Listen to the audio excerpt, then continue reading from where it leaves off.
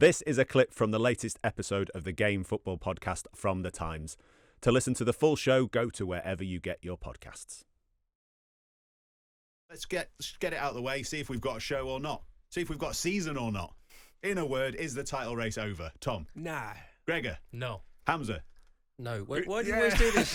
Why is it always one word? Because if you'd all said yes, then we could have just packed up and gone home, and we would have made it much quicker. Yeah, 100%. Let's go.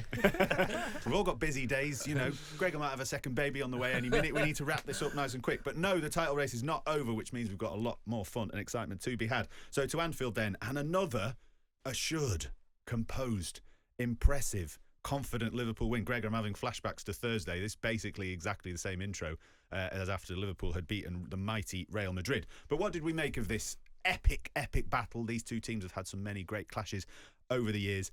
This didn't necessarily feel like one of those to me, Gregor.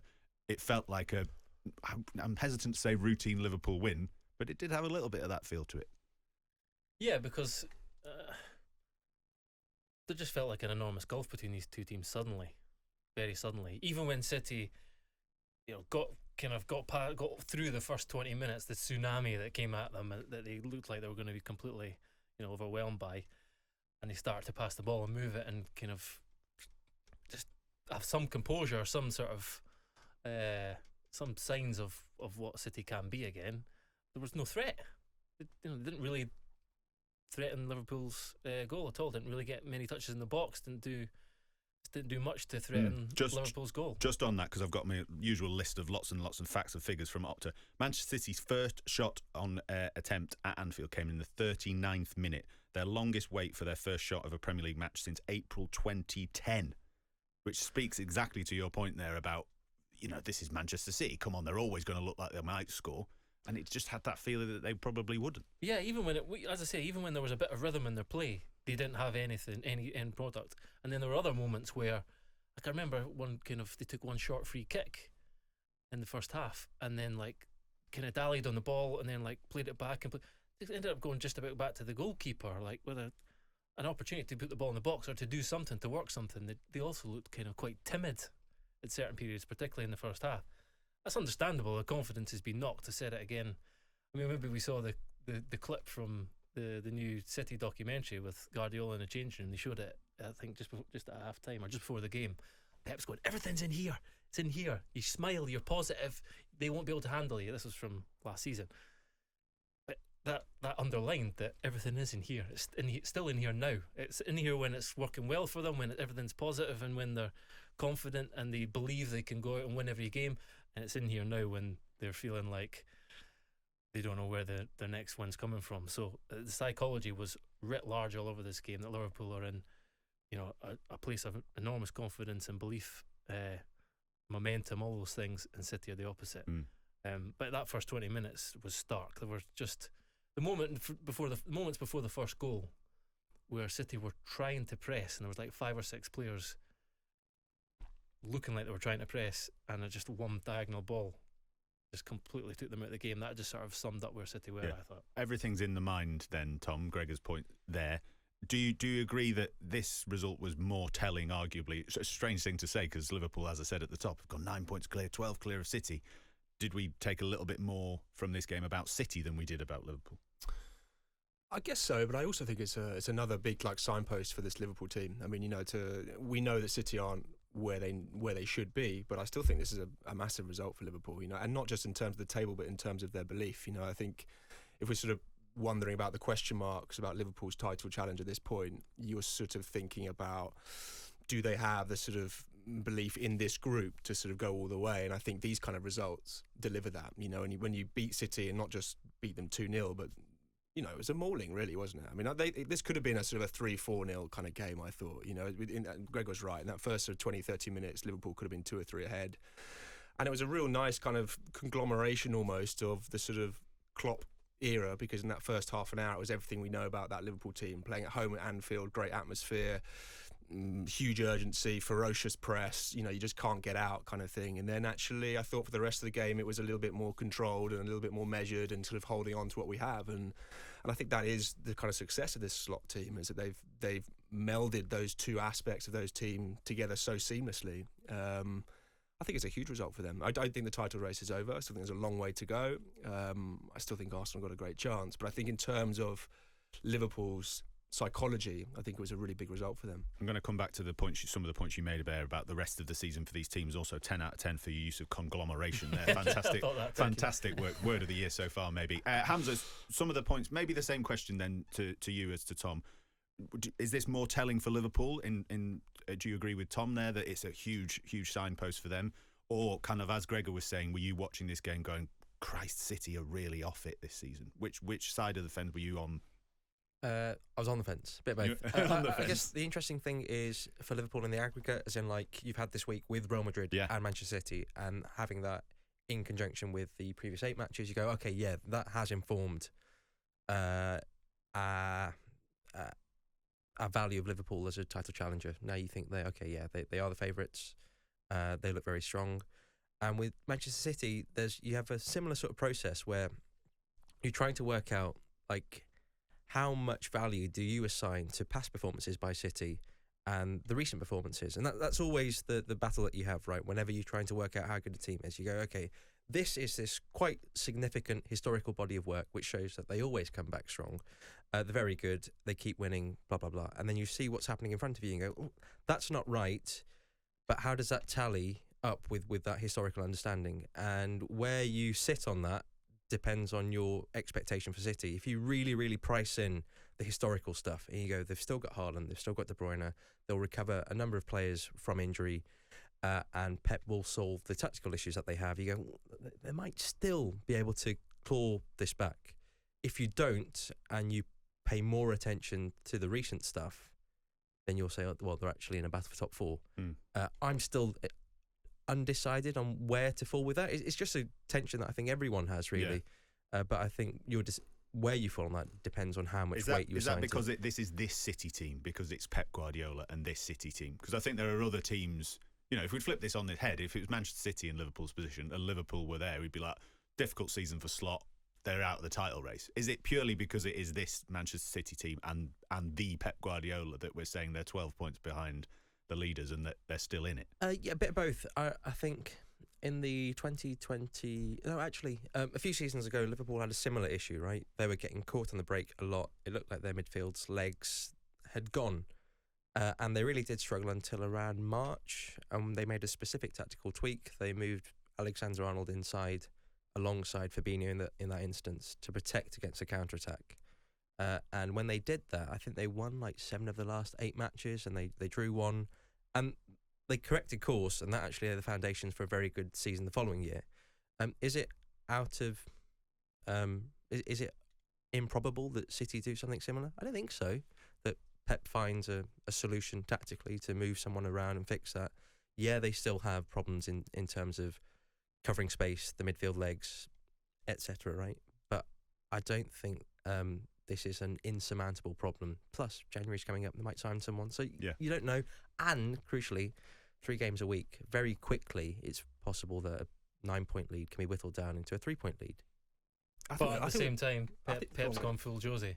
Well, this is my point. I was going to. I've got it in my notes here. Pep having a Mourinho moment. I wanted to talk about that as well. But we'll come back to that in a second. But to Hamza's point, do you agree with him that it's because it's this City team, or do you think we're in a season of transition mode now? Hamza, as ever, is making me check my kind of my snap judgments. I don't know. I feel like the question is almost now: are they going to recover?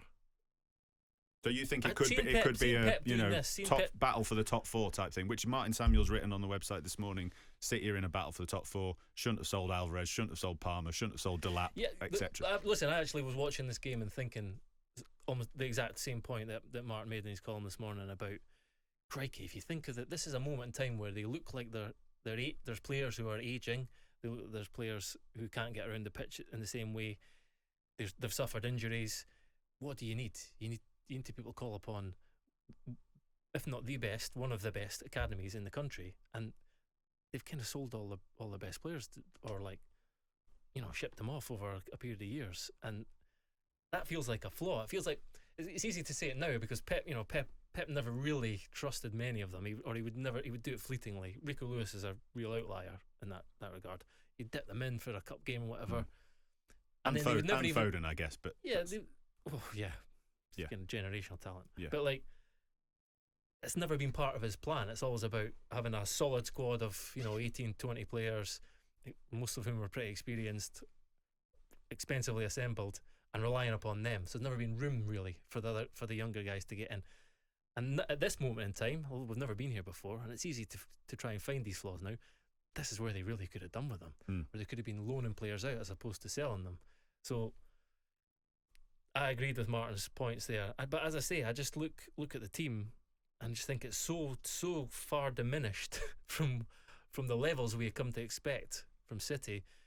Rico Lewis is now someone who they're trying to play in centre midfield. He's like, as I say, he's someone who's been coming through, and he's been great to dip into the team, step in from right back to midfield. But to be the guy you're relying on to be as a midfielder, no. Yeah. Gundogan looks like he can't get around the pitch in the same way.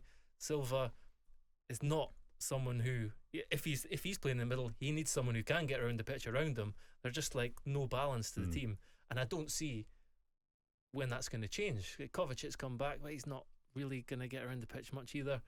So he's tried to mask this by having Akanji stepping in, by having two players in Rico Lewis and Nunes who are not really wingers, but have got more energy, who can cover back in and keep things tight when they're out of possession.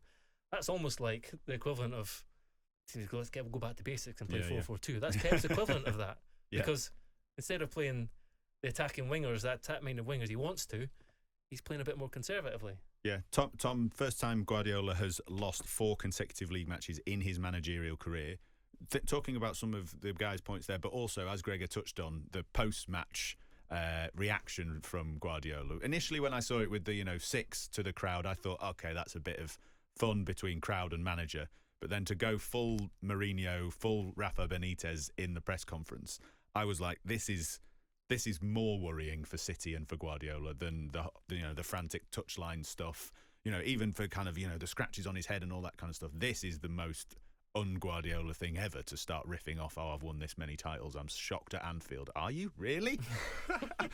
Yeah, I mean, I think it's a manager kind of losing control. I think if we think about Guardiola, his whole career has been about control in every single way. The way his team plays, but also the whole every aspect of the club. And if you are a manager, a coach who is at the peak of your powers, your team is right where you want them to be, then these criticisms don't hurt.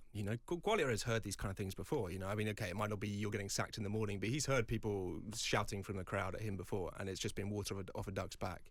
But this time, he absorbs it. It hurts him because he realises that for the first time, okay, it's maybe too much to say there's some truth in it, but he realises that he's losing control of the narrative right now. And that was the same with Mourinho. The reason Mourinho was all three Premier Leagues, respect, was because it was hurting him, those questions. It was damaging his pride, and I think that's where Guardiola is right now as well. He knows now that this is not a quick fix, and I think that's where I disagree with Hamza, because I think in the last kind of 2 or 3 weeks, I think we're past that now. We're past this thing where this is a blip, 3 or 4 bad games, it's an injury here or there, players are coming back, Diaz is back, okay, they haven't got Rodri, but this is almost the team that City have now, and we can talk about January reinforcements, okay, that might tweak the dial, but where are Liverpool going to be by January, and actually if you look at, we have come to kind of know what City are, we know what Guardiola are, and it's hard, I think, for us to sort of get our head around the idea that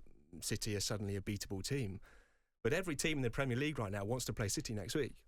And that is something ridiculous to say, that you think Forest are delighted to be playing City next. Palace are playing them in 2 weeks. They're saying, let's play them tomorrow. Everyone wants to play them right now because they see a team that's dead on its knees. They look at the starting lineup and you think, well, Gundogan and Bernardo in central midfield, we can get at them. Nunes and Rico Lewis playing out of position on the wings. You don't think there's the wounded pride thing of someone, Haaland and all these players, you don't think that they'll be like, God, they're gonna turn at some point. Well, I mean, it's like every fantasy football manager is thinking at some point City are going to turn here. Surely I can't sell Haaland; they're going to all stay. I sold Haaland 2 weeks ago, Tom. All right, sure.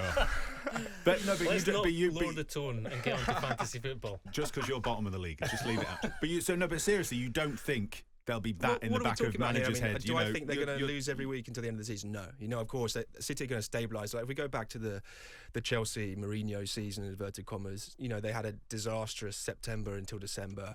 from January until March, April, they stabilised, you know, and they at least found some kind of rhythm. City will find some rhythm, of course they will. You know, they still got great players. They've got a good squad. Are they going to finish, you know, mid-table? In my opinion, no. Are they going to suddenly flick a switch and be right back in the title race in the next couple of weeks? Absolutely not. Like, this is something. So do you think it's a, you know, their third, fourth season of transition? If you had to choose now, yeah. I think that's where they're going to be at, and I think that's what Pep expects now. You know what I mean? Maybe he'll come up with some brilliant tactical thing. Maybe they'll sign someone in January who completely changes the whole narrative. Maybe Arsenal and Liverpool implode. Fine, there are circumstances, but I think Pep looks at this situation right now, and that's what he's expecting. I don't think we can be so deterministic because that's exactly what we're trying to be, Hamza. Come on, it's the 2nd of December, and I want you to tell me who's going to win the title in May. Come on, you know the game. Again, because when we had this discussion at the start of the season, we had very different outcomes because we're informed by what happened previously, and now we have some information, which is 13 or 14 games worth, and we're using that information to inform. This is the job, Hamza. Yeah, and it's a silly process, right? We should fundamentally accept that and say we can't make predictions at this point because there's a lot of stuff that's unknown, and accepting that there are knowable unknowns and unknowables means that you go, okay, you're gonna have to couch your bets here. So, for example, right, so I've mentioned 3 games a week. It's an extraordinary demand on the players. And Liverpool have had this amazing start. Do we expect this start will continue? Probably not, right? Just law of averages, right? If it did, you're looking at an Antonio Conte-style season where they wrap it up by February and that's it, done and dusted. That might happen. It might not happen. And here's one reason it might not happen. On January 1st, I'm just going to read out a list of players that are going to hit their career averages for Liverpool and then go beyond their career max. Kwanzaa hits for minutes, yeah. Kwanzaa hits his career average. February 15, Konate hits his career average. February 26, McAllister hits his career average. On March 1st, Gravenberch goes to his career average. Jones on March 4th. Konate on March 8th then hits his career max. He's never ever gone past that amount of minutes, right? Alexander-Arnold, 12th of March, career average. Diaz, 15th of March, career average.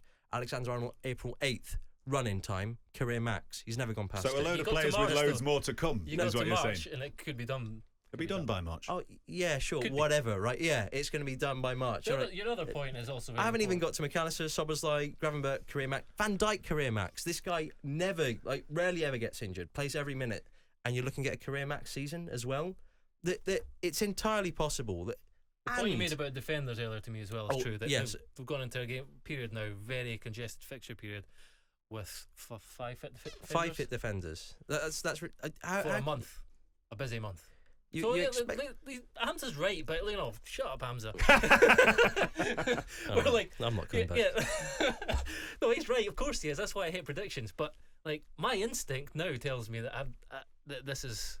There's no coming back from this season for City. But it's possible for Liverpool to tail off and City still not to be in the game, right? I mean, exactly. Again, that is a possibility. I think everyone expects Liverpool not to be going at this rate until game 38. But it is still very possible that City will also not undergo a huge transformation and be back in the race. I even just didn't like how sanguine they looked at the final whistle. I don't want to go all Roy Keane here, but what, the clapping at the away ends? Haaland was joking with Salah just after the second goal.